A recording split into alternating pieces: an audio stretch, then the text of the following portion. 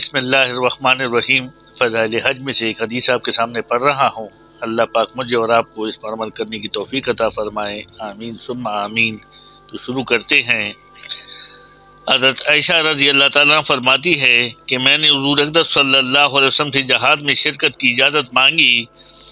حضور صلی اللہ علیہ وسلم نے ارشاد فرمایا کہ تمہارا جہاد حج ہے۔ فائدے میں شیخ لکھتے ہیں، ایک اور حدیث میں حضرت عائشہ رضی اللہ تعالیٰ عنہ سے نقل کیا ہے کہ انہوں نے حضور صلی اللہ علیہ وسلم سے پوچھا کہ کیا عورتوں پر بھی جہاد ہے؟ حضور صلی اللہ علیہ وسلم نے ارشاد فرمایا کہ ہاں، ایسا جہاد ہے جس میں قتال نہیں، اور وہ حج اور عمرہ ہے۔ میرے دوستوں بزرگوں، عورتوں کے لیے جہاد میں حضور صلی اللہ علیہ وسلم نے اجازت نہیں دی، تو ان کے لیے حج اور عمرہ یہ جہاد کے برابر اجر و ثواب ہے۔ حضرت حسین رضی اللہ تعالیٰ عنہ فرماتے ہیں کہ ایک شخص حضور صلی اللہ علیہ وسلم کی خدمت میں حاضر ہوئے اور عرض کیا کہ میں ضعیف بھی ہوں اور کم ہمت بھی ہوں۔ حضور صلی اللہ علیہ وسلم نے ارشاد فرمایا، اور میں تمہیں ایسا جہاد بتاتا ہوں جس میں کوئی کانٹا بھی نہیں چبھتا، یعنی زخم ذرا بھی نہیں، اور وہ ہے حج۔ وہ حج ہے۔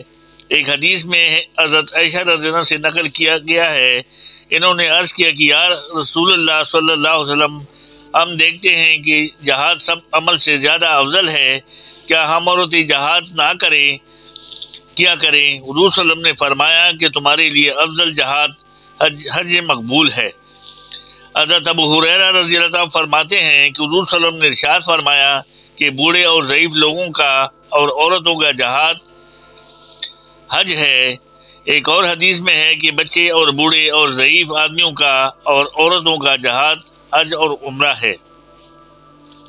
اس قسم کے بہت سے ارشادات حدیث میں وارد ہیں۔ ان سب کے علاوہ ایک اور ارشاد حضور صلی اللہ علیہ وسلم کا حدیث میں آیا ہے، اور یہ ہے کہ حضور صلی اللہ علیہ وسلم نے اپنے حج کے موقع پر عورتوں سے ارشاد فرمایا کہ یہ حج ہے جس کو تم کر رہی ہو، اس کے بعد اپنے گھروں کی بوریوں پر رہنا۔ اس حدیث پاک کی وجہ سے امہات المومنین میں سے حضرت زینب اور حضرت سودا رضی اللہ تعالیٰ عنہ نے تو کوئی حج اس کے بعد نہیں کیا، اور یہ فرمایا کرتی تھی کہ جب ہم نے حضور صلی اللہ علیہ وسلم سے خود یہ ارشاد سنا ہے، پھر کیسے گھر سے سفر کے لیے نکلیں؟ لیکن وہ باقی اور ازواج مطہرات پہلی احادیث کو بنا پر حج اور عمرے کے لیے تشریف لی جاتی رہیں۔ حضور صلی اللہ علیہ وسلم کے دونوں ارشادات اپنی جگہ پر بالکل صحیح ہیں، اور ان میں کوئی تعارف نہیں۔ اصل یہ ہے کہ عورتوں کا مسئلہ بڑا نازک ہے، ان کا سفر بڑی شرائط کو چاہتا ہے، اس لیے جہاں تک حج اور عمرے کی فضیلت کا تعلق ہے، عورتوں کے لیے وہ بہتر ہے، جہاد اور بہترین عبادت ہے۔ لیکن چونکہ اس میں کوئی شرط اور پابندیاں ہیں جن کا اصل ہونا اکثر دشوار ہو جاتا ہے، اس لیے احتیاطاً حضور صلی اللہ علیہ وسلم نے ارشاد فرما دیا، اور وہ پابندی احتیاط کی اور محرم کی وجود کی ہے۔ بہت سے احادیث میں یہ ارشاد ہے کہ عورت کے لیے سفر ناجائز ہے، اس لیے وقت تک اس کے ساتھ کوئی محرم نہ ہو، یعنی حج پر جانے کے لیے محرم کا، بھائی کا، شوہر کا، والد کا ہونا ضروری قرار دیا گیا ہے۔ ایک حدیث میں ہے کہ کوئی مرد ہرگز کسی اجنبی عورت کے ساتھ تنہا مکان میں نہ رہے، اور کوئی عورت ہرگز بغیر محرم کے سفر نہ کرے۔ ایک حدیث میں وارد ہوا ہے کہ عورت پر پردہ کی چیز ہے، جب وہ گھر سے نکلتی ہے تو شیطان اس کے پیچھے لگ جاتا ہے اور اس کی فکر میں رہتا ہے۔ ایک حدیث میں ہے کہ جس جگہ تنہا اجنبی مرد عورت ہوں گے، تیسرا شخص وہاں شیطان ہوگا۔ ایک حدیث میں ہے کہ نامحرم عورتوں کے پاس جانے سے بہت بچو۔ کسی نے عرض کیا کہ حضور صلی اللہ علیہ وسلم اگر دیور ہو؟ حضور صلی اللہ علیہ وسلم نے فرمایا کہ دیور تو موت ہے۔